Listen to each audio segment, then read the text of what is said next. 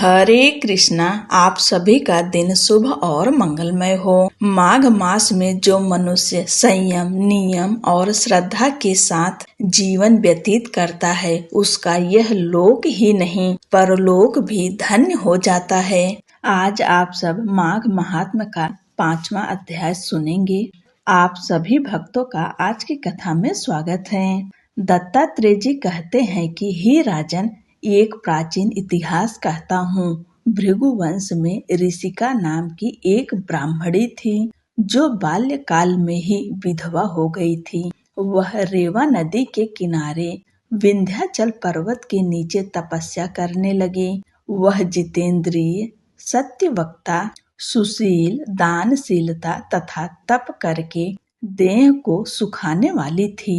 वह अग्नि में आहुति देकर उच्च वृत्ति द्वारा छठे काल में भोजन करती थी।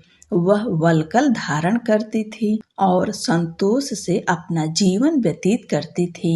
उसने रेवा और कपिल नदी के संगम में 60 वर्ष तक माघ स्नान किया और फिर वहीं पर ही मृत्यु को प्राप्त हो गई।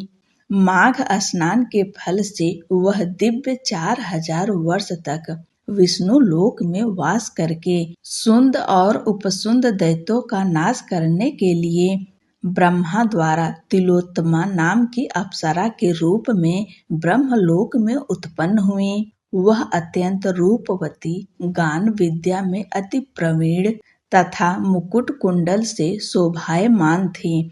उसका रूप, यौवन और सौंदर्य देखकर ब्रह्मा भी चकित हो गए।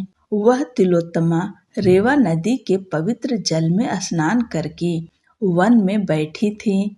तब सुंद व उपसुंद के सैनिकों ने चंद्रमा के समान उस रूपवती को देखकर अपने राजा सुंद और उपसुंद से उसके रूप की शोभा का वर्णन किया और कहने लगे कि कामदेव को लज्जित करने वाली ऐसी परम सुंदरी स्त्री हमने कभी नहीं देखी।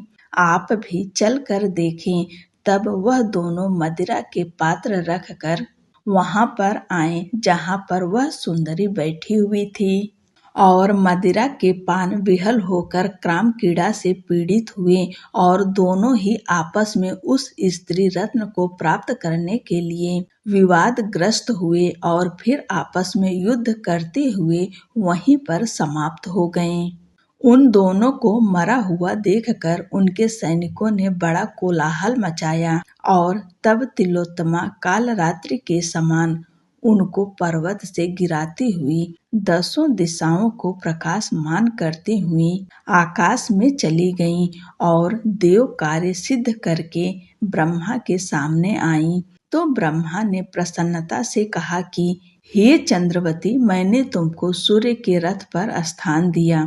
जब तक आकाश में सूर्य स्थित है, नाना प्रकार के भोगों को भोगो। सो हे राजन, वह ब्राह्मणी अब भी सूर्य के रथ पर माघ मास स्नान के उत्तम भोगों को भोग रही है।